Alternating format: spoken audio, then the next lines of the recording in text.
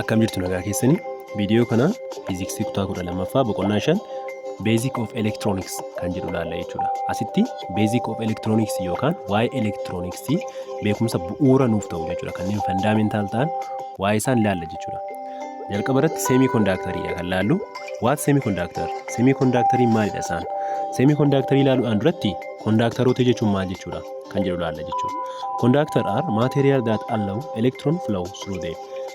Materialiin tokko elektirooniin akka isa keessa flow godhu kan eeyyamu yoo ta'e materiaalii sanaan conductor jennee waamna jechuudha. Kana jechuun laalaasti jechuudha. Amma dhagaa baatirii tokko qabna yoo ta'e jechuudha. Bifa kanaanis dhagaa baatirii kanaa keessa elektiroonii akkasitti uumamu yoo barbaanne kana akkas goonamti shiboottiina.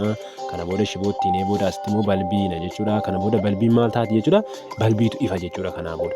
Laala asitti jechuudha garuu shiboo kana kan fayyadamnu bakka shiboo kanatu muka fayyadamne hin ta'u jechuudha. Maal fayyadamuu qabna? Shiboo yookaan akka sibiilaa fayyadamuu qabna jechuudha. Wanti nuyi kana fayyadamnuu fi elektirooniitu keessa yaa'a yookaan elektirooniitu keessa darba waan ta'eef. Kanneen akka shiboo kanaa elektirooniin keessa darbu kanaa maal jennee waamna jechuudha?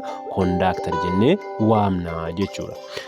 Conductoriin most metals are what? Conductoridha. Metaalonni baay'een isaanii conductoridha jechuudha yookaan sibiilonni jechuudha karaa biraan sibiilonni baay'een isaanii conductor yookaan dabarsoo elektirikiiti jechuudha jarreen kun.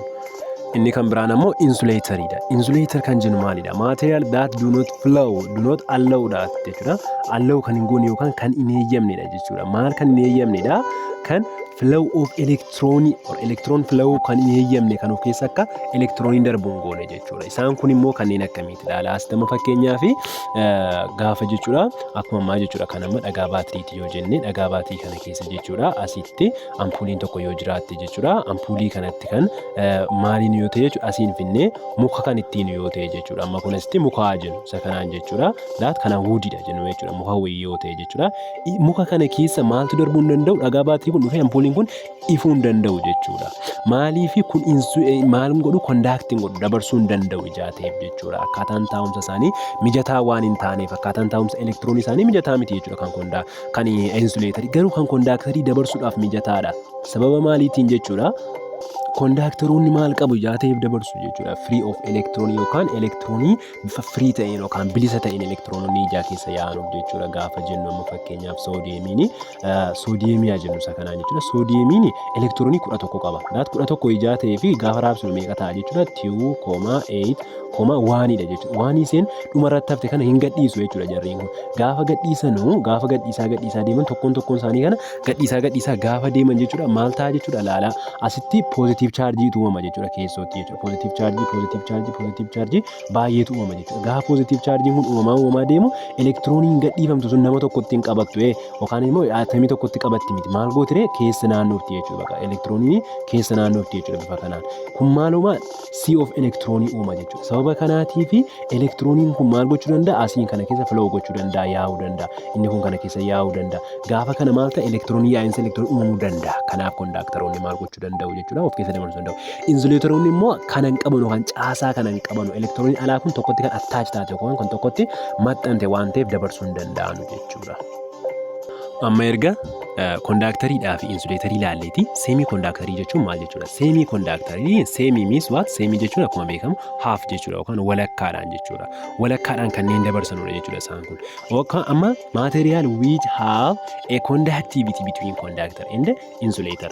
Ilaala maal laalee turre tokko conductoriin kanneen dabarsanudha jennee irra jechuudha. Fakkeenyaaf meetaaliidha jennu jechuudha. Daat meetaaliin kanneen dabarsanudha jennee turre jechuudha. Inni kaan immoo insulator kanneen jennuun ammoo nan meetaaliidha jechuudha. Nan meetaaliin ammoo maal dabarsuu hin danda'anu giraafayitii malee jechuudha elektiroon of keessa dabarsuu hin danda'anu kanaafuu nan meetaaliidha jennu. Semiconductoriin gidduu kanatti argamu jechuudha. Isaanis meetaaloidiidha baay'een isaanii. Meetaaloidiiwwan baay'een isaanii maal godhu jechuudha? Haalota garaagaraa irratti sirrittis akka conductoriitti yookaan akka meetaalii kanaatti maal hin dabarsanu? Elektiroonii of keessa hin dabarsanu. Akka nan meetaalii kanaattis immoo maal miti jechuudha? Elektiroonii of keessa dabarsuu hin dhorkanu jechuudha. Kanaafuu giddu galeessadha. Seemi walakkaadhaan yookaan kan dabarsanudha jechuudha jarreen kun jechuudha. These are element tokko bifa elementiitiin taa'uu danda'u. Meetaaloidii akkuma isiniin jedhe. Elementiidhaan fakkeenyaaf silkaaniifaa ta'uu danda'a, jarmaniifaa ta'uu danda'a jechuudha. Bifa elementiitiin taa'uu danda'u jechuudha yookaan bifa elementiitiin jiraachuu danda'u. Eenyu seemii kondaakteriin jechuudha qulqulluu ta'anii jechuudha tokko koompaawundiin uumin. Bifa koompaawundiitiinis immoo jiraachuu danda'u. Daatmii fakkeenyaaf gaaliyem arsenaayidiin jiraachuu danda'a. Kaadmiyem selenaayidiin fakkeenya bifa koompaawundiitiin maal jiranudha jechuudha seemii kondaakteriin jiranudha jechuudha jarreen kun. Inni kan biraa at absolute zero that means 0 Kelvin irratti jechuun 273 Celsius degree irratti jechuudha. Semiconductor become insulator gaafa temperature baay'ee qabbanaa'ee jiru jechuudha. Semiconductoriin kuni semiconductoriin yeroo kanatti yeroo kam yeroo temperature baay'ee qabbanaa'u maal ta'u jechuudha insuleetarii ta'u. Tasumayyuu maal gochuu hin danda'anu jechuudha of keessa dabarsuu hin danda'an. Yeroo kam yeroo temperature baay'ee gadi bu'ee jiru tasuma of keessa hin dabarsan. And yeroo kam immoo when temperature increase yeroo temperature immoo increase ta'u yeroo temperature dabalaa deemu they gain energy argatu jechuudha. Maaliif akkuma beekamu temperature kinetic energyidhaaf sababa ta'a sochii wantootaatiif sababa ta'a waan ta'eef jechuudha. Kanaafiyyuu gaafa kan energy ijaa argatanuuf jecha maal ta'u jechuudha to conduct electricity of keessa dabarsuudhaaf energy argatu. Kanaafuu yeroo kana become what conductor ta'u jechuudha. Yeroo kana immoo eenyu semiconductor jechuudha. Kanaafuu temperature irratti hundaa'uudhaan conductoroonni jijjiiramaa ta'u jechuudha. Yoo temperature isaanii olaanaa ta'e maal ta'u jechuudha semiconductorii ta'u. Yoo temperature isaanii immoo gadaanaa ta'e maal ta'u jechuudha insulatorii ta'u jechuudha. Kun immoo akkamittiin uumame jechuu dandeessu laala. Akkamittiin uumame jechuudhaa fi fakkeenyaaf qulqulluu isaa yookaan immoo silkanii fudhannee ilaalla jechuudha. Meetaaloidii keessaa silkanii yoo fudhanne silkaniin 14 qaba miti 14 yeroo raabsinu 2,8,4 ta'a jechuudha. Inni kun immoo bifa kanaan S4 jennee or silkanii bifa 4tiin akkasittiin barreeffachuu dandeenya jechuudha. 4dhaan daat 1 2 3 4 kanaan barreessuu dandeenya jechuudha. Inni kun stable ta'uudhaaf kan bineen biraatii wajjin wal quunname silkanii biraatii wajjin jechuudha. Daat silkanii biraatii wajjin bifa kanaan wal quunname ta'a jechuudha. Inni kun silkanii biraatii jira laala. Asiinis silkanii biraatii wajjin asiinis silkanii biraatii wajjin wal quunnamuu qaba jechuudha. Asiinis silkanii biraatiin asiinis silkanii biraa asiinis silkanii biraatiin akkuma kanatti asiinis silkanii biraa asiinis silkanii biraatiin asiinis bifa kanaan silkanii biraa asiinis silkanii biraatiin jechuudha. Asiinis silkanii biraatiin caasaa kana uumee ta'a jechuudha. Eenyu kondaaktaroonni jechuudha. Yeroo kana asitti jechuudha yeroo temperature isaanii olaanaa ta'ee jiru ilaala asitti jechuudha elektirooniin as jirtu kun maal taati jechuudha gadhiiftee baati jechuudha. Gaafa seensi gadhiiftee baatu jechuudha flow of electronii yookaan yaa'insa elektiroonii ni jalqaba. Ammoo semiconductoriin immoo gara elektirikii conduct gochuu yookaan elektirikii dabarsuutti dhufu jechuudha.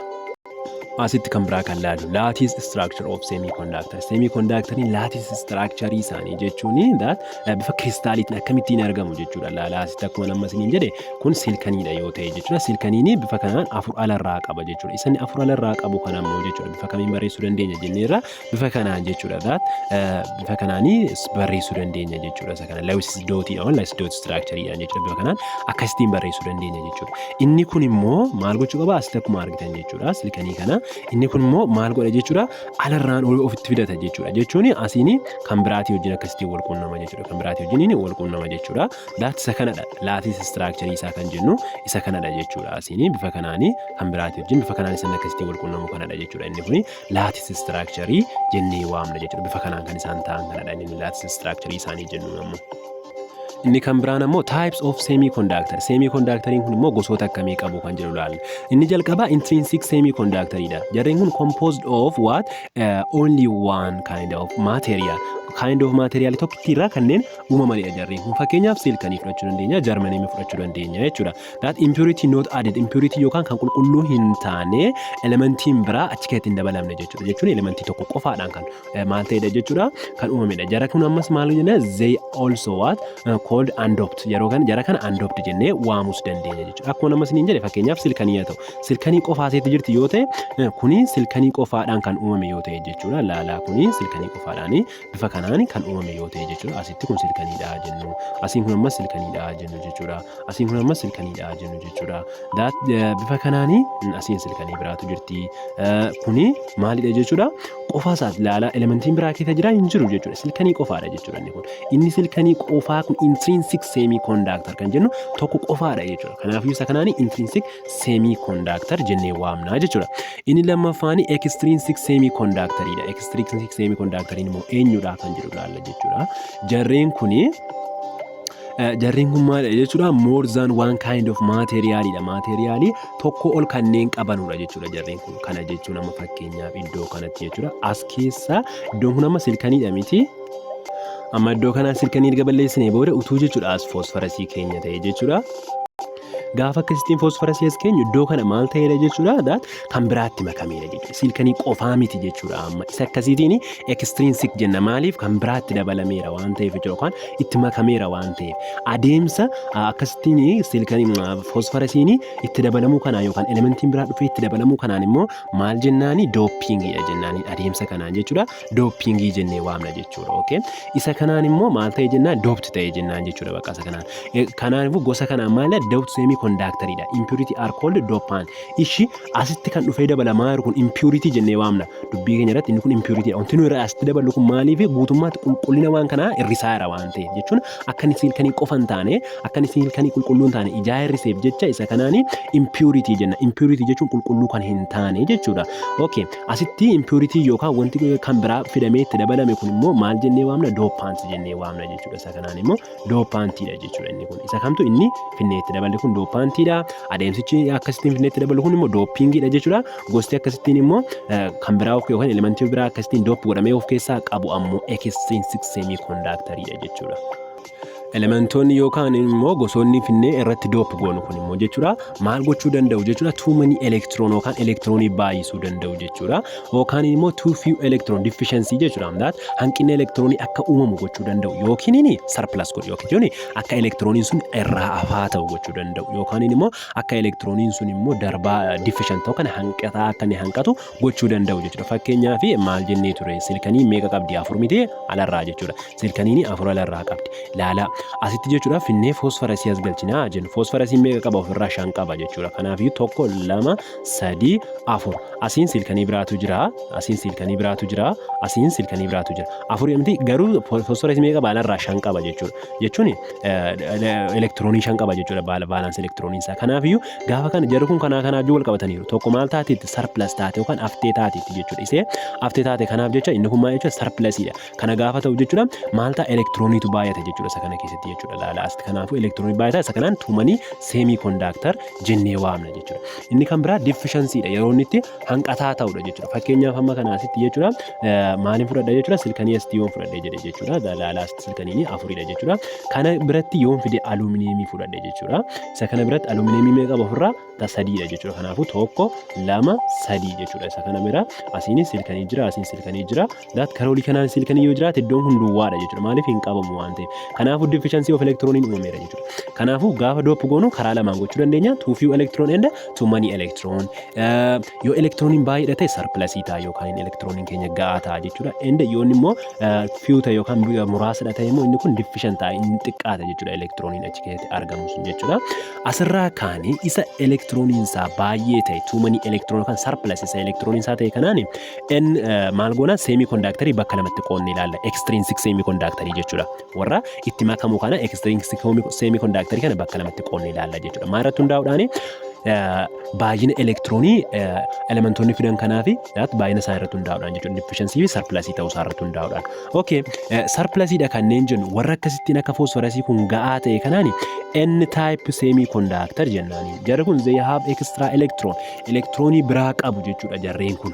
Elektiroonii biraa yookaan elektiroonii dabalataa extra elektiroonii dabalataa irraa hafaa ta'e qabu jechuudha. Akkuma amma asitti isinitti agarsiise elektirooniin kan jara kana irraa hafaadha jechuudha. Okay kan jara kana maal ta'e jechuudha elektiroonii ijaa baay'atuuf kana keessatti elektiroonii baay'ata kana jechuudha elektiroonii as keessa baay'ata gatii ta'eef jechuudha jarri kun maal ta'u jechuudha chaarjiin jira maal ta'a jechuudha negatiif ta'a jechuudha negatiifa ta'a jechuudha ijaa jira negatiifa ta'u jecha isa kanaan maal jenna jechuudha n type jennaan jechuudha maaliif negatiifatu keessatti baay'ata waan ta'eef n type jennee waamnaan jechuudha jarreen kana immoo doop gochuu kan dandeenyu elementoota group 5 irra jiran fayyadamuudhaan jechuudha elementoota group 5 irra jiran kan nuyi fayyadamnuuf ammoo group 5 kana fayyadamnee maal goona doop goona jechuudha. Group 5 kan isaan ta'aniif laala maaliifidha akkuma kan foosfarasii keessatti ilaalle silkaniin tokkittii qabaa jenna. Daat silkaniin tokkittii ijaa qabuuf jechuun afur qaba dhiifama afur qaba waan ta'eef tokkotu irraa hafti jechuudha. Daat tokko irraa haftu kun maal taati surplusii taati waan ta'eef group 5 immoo maal qabu kan isaan alarraa qabannu yookaan baalaansi elektirooniin isaa 5dha gatii ta'eef jechuudha. Jarreen kuni kanneen akka antimonii fa'aa fayyadamnee doop gochuu dandeenya. fakkeenyaaf arsenic, bismuth, phosphorus akkuma ilaalle jarreen kanaan doop gochuu dandeenya jechuudha. Jara kanaan irratti doop gochuu dandeenyu kana immoo maqaa jira jechuudha. Warra kana maal jennee waamna? Donor atom jennee waamna jechuudha. Maaliif elektiroonii ja'a achitti dhaqanii gadhiisanuudhaaf jechuudha. Inni kan biraan immoo P-type semiconductor'idha. P-type semiconductor kan jennu deficient electron jarreen kun elektirooniin isaanii kan deficient kan hanqatudha jechuudha jarreen kun. They doped by using by group 3 elements. Group 3 elementii fayyadamuudhaan kan doop godhaman. Fakkeenyaaf amma siilkanii fudhadha isin. Siilkanii gaafa fudhanne jennu akkuma kana alumineemii malaalle jechuudha. Laala asitti jechuudha. Kuni siilkaniidha yoo ta'e jechuudha. Bifa kanaanii kan jiru yoo ta'e jechuudha. Asiin bifa kanaanii siilkaniin jira yoo ta'e jechuudha. Asiin bifa kanaanii siilkaniin jira yoo ta'e jechuudha. Laala bifa kanaan caasaa kana qaba jechuudha. Okay, caasaa kana wajjiniin asitti alumineemii fideen seensisa. Gaafa alumineemii fideen seensisu alumineemiin sadii qaba alarraa. Group 3 dha waan ta'eef alumineemii haa ta'u, booroonii haa ta'u, gaaliyemii haa ta'u, indiyeemii haa ta'u jarreen kun sadii qabu alarraa. Amma sadii qaba waan ta'eef ilaala salfariin biraa siilkaniin biraa asiin jira. Siilkaniin itti naaf fudhadhaa kan. Siilkaniin biraa asiin jiru maal ta'a jechuudha iddoon kun duwwaa ta'a jechuudha. Maaliif hin qabu waan ta'eef kanaaf deficiency of electroniitu uumama jechuudha. Yeroo kana kan caalu maalidha? Chaarjii poozitiividha jennaaniin hoolii jenna saawwan kanaan asitti jechuudha. Hoolii kana maal ta'a? Poozitiifadha jechuudha. Okay? Maaliif lakkoofsi elektiroonii xiqqaateera jechuudha yeroo kana gatii ta'ee fi isa kanaan maal ta'a jechuudha? Poozitiifa ta'a jechuudha. As keessatti chaarjiin jiru jechuudha. Kanaafuu poozitiifadha jechuudha kan asitti baatu jechuudha. Poozitiifa ijaa ta'eef jecha kanaan immoo maal jennee waamna jechuudha? P-type dha jenna jechuudha. Poozitiifa dhamdee P-type jennee waamna jechuudha. Har'aaf nu ga'a viidiyoo kana please like godhaa yoo isinii tole jechuudha. Inni kan biraan immoo kanneen chaanalii kanaaf haaraa taatan subscribe godhaa. Yaada immoo yoo qabaattanii komentii irratti naaf barreessaa. Har'aaf nu ga'a. Bye.